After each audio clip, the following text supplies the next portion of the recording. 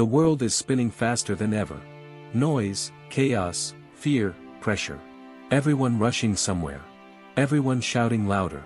Everyone pretending to know what they're doing. And yet, most people are completely lost. In this whirlwind, how do you stay calm? How do you stay strong? How do you survive without losing your soul? Marcus Aurelius, the Roman emperor who ruled one of the most powerful empires in history, asked himself the same questions. He faced betrayal, illness, war, and constant responsibility. But instead of drowning in it all, he wrote.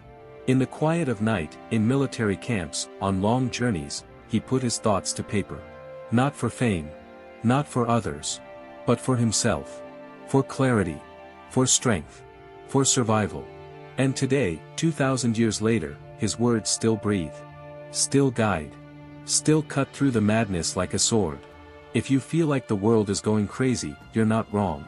But you're also not helpless. There are rules. Quiet rules. Invisible, but unbreakable. They don't scream at you from your phone. They don't trend. But they hold the power to bring you back to yourself. Here is the first rule, the most important one: don't waste time on what you can't control. That sounds simple. Too simple, maybe. But it's the hardest thing to actually live. Look at your life. How many minutes have you spent today thinking about someone else's opinion? About the news? About what might happen tomorrow? About what could go wrong? Marcus Aurelius said it directly: you have power over your mind, not outside events. Realize this, and you will find strength. He doesn't say ignore the world. He doesn't say retreat. He says, shift your focus. The outside is chaos. The inside is where your control begins. Your thoughts. Your choices. Your reactions. Imagine standing in a storm. The wind is wild. The rain is cold. People are shouting. But you close your eyes and breathe. Deep. Still. You remember, the storm is not you. The noise is not you. The fear is not you. Most people don't understand this. They think life is about fighting everything, arguing with everyone, winning every battle. But Marcus knew better. He ruled an empire, yet he wrote, to live a good life, we have the potential for it. If we learn to be indifferent to what makes no difference. That's your first task. Practice indifference, not apathy, but clarity. Learn to say, this is not mine to carry. Not every problem is yours. Not every insult is worth your energy. Not every battle is worth fighting. Some things should be left to pass like clouds in the sky. You watch them. You don't chase them. But of course, that's not easy. Because your ego wants to respond. Your fear wants to control. Your pride wants revenge. And the world feeds these urges. But Marcus reminds us, the best revenge is not to be like your enemy. So don't be like the world. Don't mirror its madness. Stay rooted in something deeper. Second, stop expecting life to be fair. That idea will destroy you. Marcus Aurelius didn't wake up hoping for comfort. He didn't write prayers for easy days. He expected difficulty. And when it came, he was ready. He said, you were born to stand strong, not to complain. He believed life was not supposed to bend to your will. Life was supposed to test you, shape you, challenge you, and in doing so, reveal who you really are. So when someone betrays you, don't say, why me? Say, a test. When the world disappoints you, don't cry out, this isn't fair. Say, I expected this. I trained for this. Think like a warrior. Not one who loves violence, but one who trains for the worst and moves with peace. If you expect life to be soft, you will always be bitter. But if you expect life to be hard, you will always be ready. This shift changes everything. It turns you from a victim into a force. A quiet force. A real one. Marcus wrote, objective judgment, now, at this very moment. Unselfish action, now, at this very moment. Willing acceptance, now, at this very moment, of all external events. That's all you need. Look at those words. He didn't say, someday. He didn't say, when it's convenient. He said now. This moment. This is where you live. This is where your strength lives. So ask yourself, right now, what am I focusing on that I cannot control? What pain am I holding that isn't mine? What hope am I addicted to that is only making me weak? Let it go. This world will throw everything at you, tragedy, stupidity, injustice. And it will try to turn you into one of its victims. One more angry voice. One more anxious soul. But Marcus Aurelius offers another path. One few choose, but all admire. The path of calm. Of stillness. Of quiet strength. The truth is this, you don't have to control the world. You only have to control yourself. And when you do that, really do it, not once, not twice, but every single day, the madness of the world begins to fade. It's still there. But it can't touch you the same way. You stand above it. Like a mountain above the sea. That's the beginning. One rule. One idea. But if you truly live it, it can change your life. Let's go deeper. You've already heard the first law, focus only on what's in your control. You've tasted the power of letting go. Now comes the second lesson, just as vital, just as brutal, and just as liberating. Stop chasing happiness. We live in a world where everyone is desperate to be happy. That word is everywhere, in ads, in music, in every self-help book. Do what makes you happy. Follow your bliss. Choose happiness. But Marcus Aurelius would look at that and quietly shake his head. Because the more you chase happiness, the more it runs from you. Happiness, in the way most people imagine it, pleasure, excitement, the perfect moment, is not a goal. It's a shadow. A side effect. Something that happens only when you stop trying so hard to feel it. The Stoics had no interest in happiness as a mood. They were interested in strength. In peace. In excellence of soul. And when those things are present, happiness may follow, quietly, humbly. Like sunlight that creeps into the room without asking. Marcus wrote, if you seek tranquility, do less. But he didn't mean laziness. He meant, stop complicating life. Stop running in circles. Stop trying to manipulate every detail of your existence in order to feel a moment of pleasure. Because pleasure is fragile. It breaks under pressure. And then, what are you left with? Instead, he spoke of eudaimonia, not fleeting joy, but deep well-being. The kind that stays with you even when the world falls apart. And that, he said, comes from one thing only, living in accordance with reason, nature, and virtue. It means living with integrity.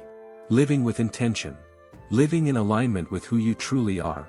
Ask yourself, do your days reflect your values? Or do they reflect your fears? You can spend years chasing happiness, and never feel peace. But if you chase truth, if you chase virtue, discipline, self-respect, happiness will grow quietly like a tree in the background. It may not bloom every day, but it will root you in something unshakable. So what do you do instead of chasing the next thrill, the next success, the next validation? You simplify. Not your life necessarily, but your heart. You stop asking, what will make me happy, and you start asking, what's right? What's essential? What's mine to do? Marcus said, the happiness of your life depends upon the quality of your thoughts. That means not your job, not your partner, not your income, not your looks, not the city you live in. Just your thoughts. Your perspective. Your interpretation. Do you see suffering as punishment or as a challenge? Do you see setbacks as disasters or as training? Do you see people as enemies or as fellow travelers, flawed just like you? Your whole life changes depending on how you answer those questions. Here's a brutal truth, the only real hell is a mind in conflict with itself. But the good news? The only real heaven is a mind in harmony with itself. And that's where the third rule comes in, the one Marcus Aurelius lived by every day, especially as the weight of the empire pushed against his spine, do your duty. Without drama. Without delay. In a world where everyone wants a shortcut, this rule is a knife. Do your duty. Even if no one is watching. Even if you're tired. Even if no one will reward you. Especially then. This is what separates the Stoic from the crowd. The ordinary person does what feels good. The Stoic does what's necessary. The ordinary person asks, what do I get from this? The Stoic asks, what is the right thing to do here? That's where freedom lives. Because as long as you're chasing rewards or recognition, you're a slave to approval. You're a puppet, dancing every time someone pulls the strings. But Marcus said, waste no more time arguing about what a good man should be. Be one. There it is. The real discipline. Be what you admire. Not tomorrow. Not next week. Now. He didn't write about motivation. He didn't believe in waiting to feel inspired. He believed in will. In training your soul like a muscle. Doing the work, day after day, without excuses. He said, at dawn, when you have trouble getting out of bed, tell yourself, I have to go to work, as a human being. What do I have to complain of, if I'm going to do what I was born for? That's the Stoic morning prayer. Not, give me happiness. But, give me strength to meet the day as it comes. You weren't born to sleepwalk through life. You weren't born to scroll endlessly or to run from one dopamine hit to another. You were born to act. To build. To serve. To improve what's within your reach. Marcus didn't care whether the task was glorious or dull. All he cared about was whether it was his. And here's the paradox, the more you take responsibility, the freer you become. The more you live for something beyond your own pleasure, the more joy begins to rise within you, real joy, not the kind that disappears the moment the music stops. So the next time you feel lost, ask, what is the next right thing? Not the most profitable. Not the easiest. The right one. And do it. Even if no one claps. Even if it's thankless. Even if it's hard. Especially if it's hard. Because that's what Marcus Aurelius did. He didn't want to be emperor. He didn't ask for the throne. But he accepted the burden. With silence. With focus. With dignity. He lived through plagues, betrayal, invasion, grief. And yet, he still found the strength to rise. To write. To lead. Not because it was easy. But because it was right. That's how you survive in this mad world. You stop waiting to feel good. You start doing what's good. You stop living for ease. You start living with purpose. And slowly, day by day, you become something the world cannot corrupt. A soul on fire. You're still here. That means something. That means you're not just listening, you're searching. Maybe you're tired of being angry. Tired of feeling lost. Tired of pretending. Maybe you're finally ready for something deeper. Good. Because the next lesson is not for the faint-hearted. Marcus Aurelius taught this without ever raising his voice. But it cuts sharper than any sword. Here it is, you will die. Soon. Not someday. Not far away. Soon. Now, don't flinch. Don't turn away. This isn't darkness. This is clarity. This is freedom. He wrote, you could leave life right now. Let that determine what you do and say and think. Imagine waking up tomorrow with that written above your bed. Not as a threat. Not as something to fear. But as a reminder to stop wasting time. Because that's what we do, waste it. We act like we own time. Like the next hour is promised. But it isn't. And Marcus knew that better than anyone. He lost children. Friends. Loved ones. Every day as emperor, he faced the reality of mortality. And he didn't run from it. He used it. As fuel. As discipline. That's what memento mori means, remember death, so you can finally remember life. What would change if you lived like today was your last full day? Would you still argue over small things? Would you still complain about the weather, about traffic, about people being rude? Would you still scroll through your phone, chasing likes from people who won't even remember your name? Or would you slow down, breathe in, and really see the world? That's the power of remembering death. It brings you back to life. Marcus didn't use it to scare himself. He used it to sharpen his attention. To remind himself that every moment mattered. That even in the middle of war, or politics, or loss, he still had now. He wrote, do not act as if you were going to live 10,000 years. Death hangs over you. While you live, while it is in your power, be good. There's something deeply human in that. Not perfect, just good. Kind. Honest. Present. But most people don't live this way. They think they have time to fix things later. To say, I love you later. To forgive later. To change later. And then one day, there is no later. You want to survive this mad world? Then start telling the truth to yourself. You don't have time to waste. Not because the world is cruel, but because it's fragile. You are fragile. And that's not bad news. That's your wake-up call. Look around. How much beauty have you missed because you were in a hurry? How many small, sacred moments passed you by while you were angry about something that doesn't even matter anymore? Marcus saw this too. Even as emperor, he reminded himself daily that he was just a man. That his name would be forgotten. That nothing, no power, no pleasure, no pain, could outlive time. So why chase illusions? Instead, he asked himself this: what am I doing with the hours I've been given? Am I wasting them in bitterness and fear? Or am I using them to become someone worthy of this life? You can ask the same question. Death gives urgency to love. It makes forgiveness necessary. It makes time the most sacred currency.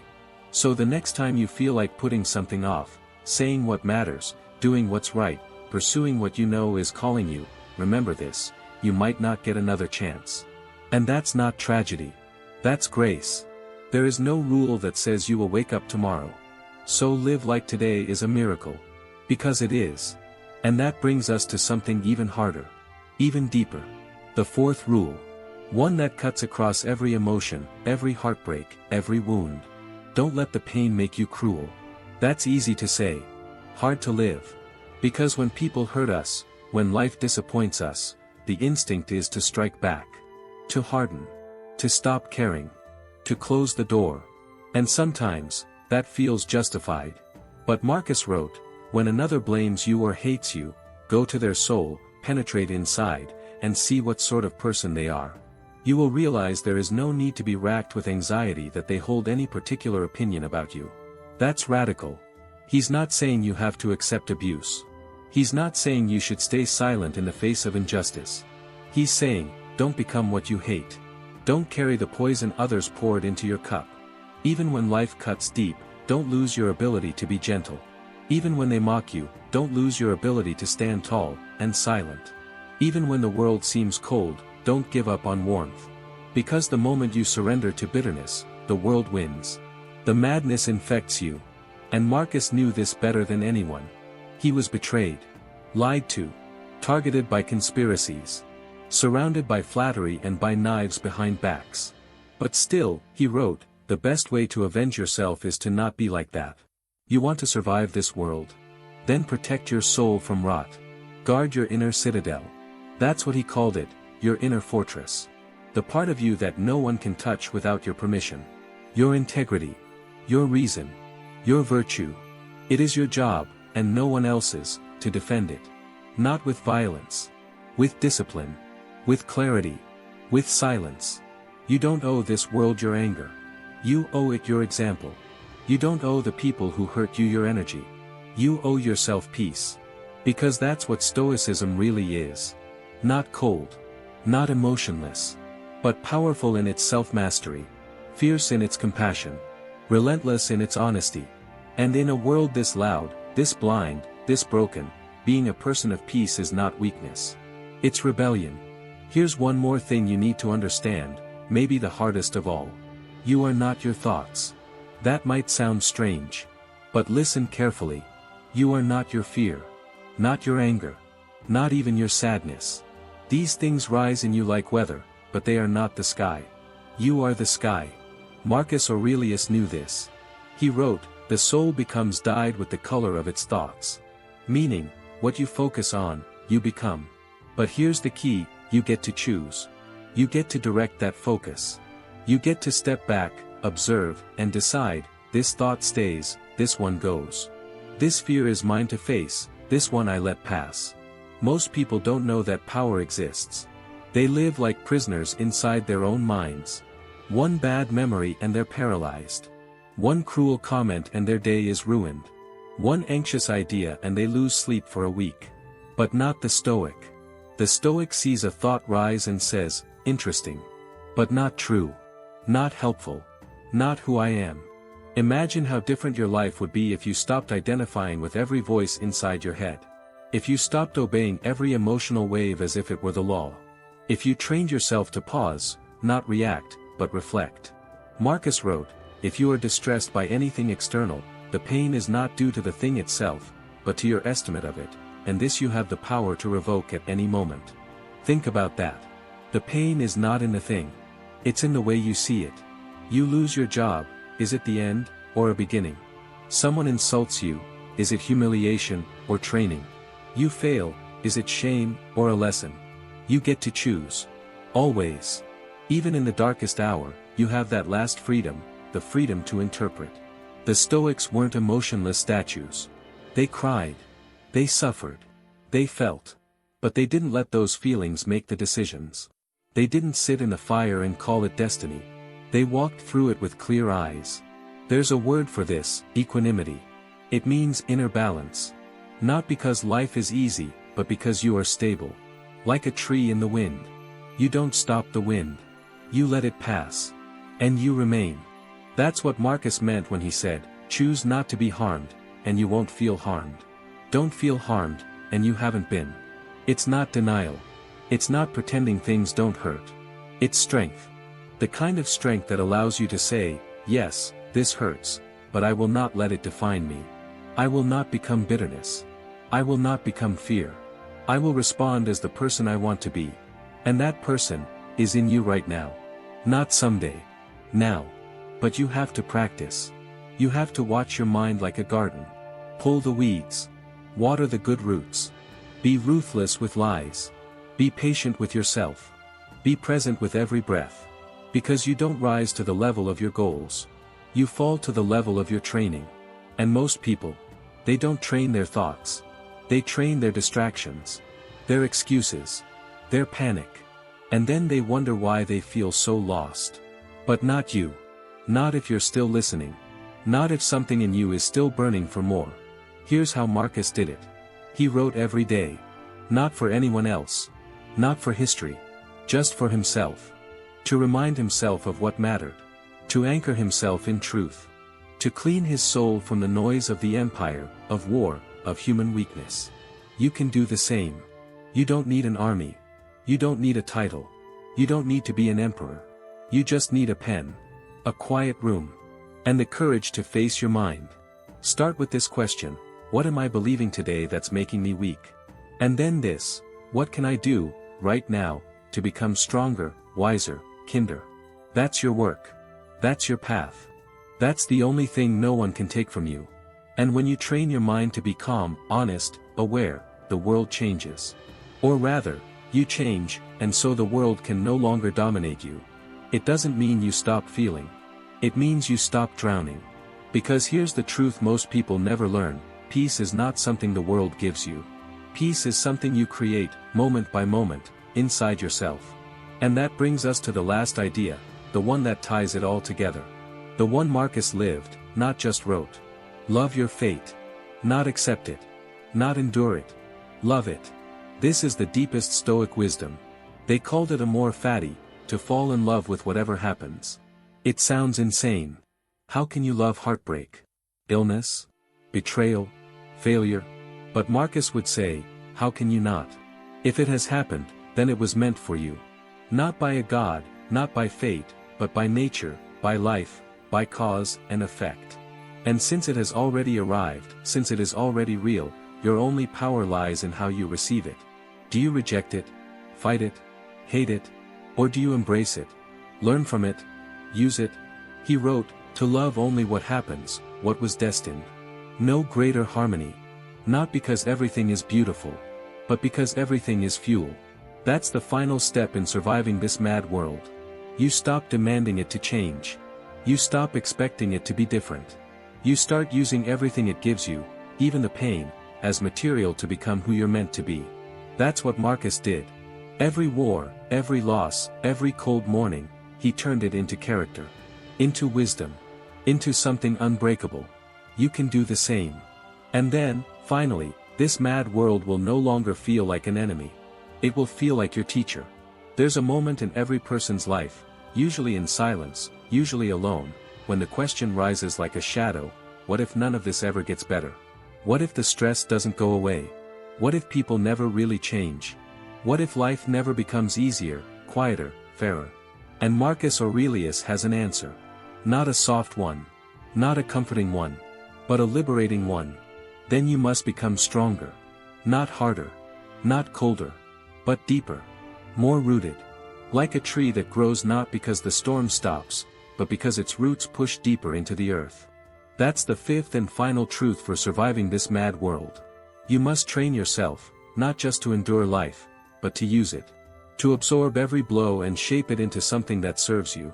Not with resentment. Not with denial. But with clarity and fierce acceptance. Marcus didn't wait for a peaceful world. He built peace inside himself. And that's what you're here to do. You don't need perfect circumstances. You don't need everyone to understand you. You don't even need hope, in the way most people mean it, hope that the future will be kinder. You only need the discipline to act well now. To choose right now. To stay upright right now. This is what Marcus Aurelius wrote to himself: look well into yourself. There is a source of strength which will always spring up if you will always look. He believed in inner strength, not the strength of shouting, of breaking, of fighting, but of enduring with honor. Of staying true when everything outside of you falls apart. And yes, sometimes the world will be cruel. It will knock the breath out of your lungs. You'll lose things you thought were part of you, people, dreams, time. But the Stoic doesn't say, this shouldn't happen. The Stoic says, this is the fire I was made for. Imagine walking through life with that attitude. No more flinching at every difficulty. No more rage when things don't go your way. No more despair when you feel lost. Just one deep breath, and a step forward. That's the kind of strength Marcus Aurelius cultivated. And he did it not by pretending to be fearless, but by practicing courage. He understood what most people never learn, that courage is not the absence of fear, it's moving anyway. He knew that clarity isn't given, it's earned. And he knew that dignity isn't something society hands you, it's something you build, moment by moment, in the dark, when no one is watching. So if you want to live well in a world that often feels upside down, start here. Stop asking for ease. Start asking for endurance. Stop hoping people will always treat you well. Start deciding how you will treat others, no matter what. Stop expecting a straight path. Start learning how to walk through storms. And here's what happens when you live that way: your power returns. Not power over others. Not power in the way the world defines it. But power over yourself. Over your time. Over your mind. Over your reactions. Over your peace. Marcus wrote, nowhere can man find a quieter or more untroubled retreat than in his own soul. That's the sanctuary you must build. Not a place to hide from life. But a place to return to. A foundation. A center that cannot be shaken by the outside world. You build that through practice. Through reflection. Through action. You stop reacting. You start choosing. You stop chasing. You start creating. You stop complaining. You start building. Even when it's hard. Especially when it's hard. Because that's the difference between most people and those who walk the Stoic path. Most people wait for life to get better. But the Stoic becomes better, no matter what life does. That's the secret. Not to control the world. But to control yourself in the world. To become a lighthouse, still and shining, while the waves crash around you. So let others chase pleasure. Let others demand comfort. Let others argue endlessly. You rise. Quietly. Daily. Without applause. Because that's what strength looks like. Not shouting. Not winning every debate. But waking up every day and doing the work of becoming who you were meant to be. Maybe no one will notice. That's fine. Marcus didn't write for the world. He wrote for his soul. So write your own pages. Live your own principles. Breathe your own truth. And when life tests you, and it will, stand firm. When the world spins faster, slow down. When everyone shouts, stay silent. When you want to give up, remember who you are. Not a victim. Not a machine. A human being. Capable of reason. Capable of virtue. Capable of greatness, not because life is easy, but because you refuse to abandon your inner self, no matter how mad the world becomes. And now we arrive at the end. Not just the end of this message, but a turning point. Because once you've seen clearly, once you've heard the truth, you can't go back to pretending. You can't unknow what you now know. You can't go back to blaming everything. You can't go back to scrolling your pain away. You can't go back to being just another soul lost in the fog. Because Marcus Aurelius gave you something rare. Something most people never find, even if they live to be 100. He gave you the map out of the madness. Not a fantasy. Not a promise. A practice. And now it's yours. You don't have to follow it perfectly. You never will. But you have to begin. And you begin where all Stoics begin, not out there, in here. With your own soul. With the questions you ask yourself when it's quiet. with the choices you make when no one is watching, with the discipline to return to your path, again, and again, and again. The world will keep spinning. The chaos won't stop. People will lie, fail, hurt, distract. The economy will rise and fall. Politicians will disappoint you. Friends will forget you. Dreams will collapse and rise again in new forms. But you will be steady. You will stand in the eye of the storm with clarity in your mind and peace in your chest. You will remember the 5 truths. You will remember that the first power you hold is over your own thoughts, and that no one can force you to believe a lie unless you let them. You will remember that happiness is not something to chase, but something to build quietly through honesty and virtue. You will remember that duty is not a burden, but a blessing, and that showing up, again and again, is the ultimate form of freedom. You will remember that death is not your enemy, but your teacher, and that every moment is sacred only because it ends. And finally, you will remember that your strength is not about what happens to you, but what you do with it. You'll remember that no matter what life gives you, victory or failure, comfort or pain, betrayal or praise, you have the power to meet it all with calm, with dignity, with purpose. You'll remember that you are not weak. You've just been distracted. You've been told too many lies, for too long. That you need more to be enough. That you must keep performing, collecting, achieving, or you will be forgotten. But Marcus Aurelius reminds you, don't waste what remains of your life in speculating about others, unless with a view to some mutual benefit. Anything that distracts you from being present is a theft of life. You don't have time to waste. You never did. And the most powerful life isn't the one that wins every battle. It's the one that stays true to itself, no matter the cost. So start today. Start by doing something small with intention. Make your bed. Send that message. Breathe slowly. Forgive someone. Read. Write. Reflect. You don't need to fix everything. You just need to move in the right direction. And if you stumble, good. That means you're human. Marcus stumbled too. That's why he wrote. Not because he had mastered life, but because he was fighting to remember how to live. That's what these words are. Notes from a fellow traveler. Reminders to return to your center. You are not here to impress anyone. You are not here to escape pain. You are not here to avoid death. You are here to become excellent in soul. You are here to become wise. You are here to become just, and kind, and calm, and strong, not someday, but now. You are here to live. And the only way to live, truly live, is to meet each day with open eyes and a ready heart. To look at the world as it is and say, I will not let it corrupt me. I will not let it break me. I will not let it turn me bitter. You will stand where others fall. You will see clearly where others are blind.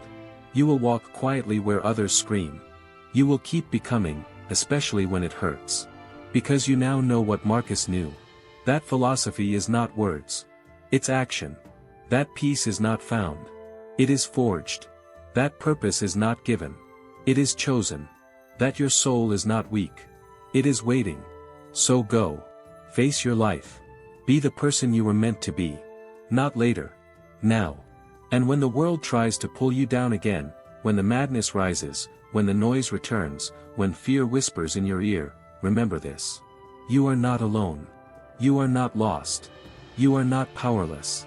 You are walking with the wisdom of one of the greatest minds in history. And more importantly, you are walking with your own soul, awake, aware, and ready. That is how you survive in this mad world. You don't run. You don't hide. You rise.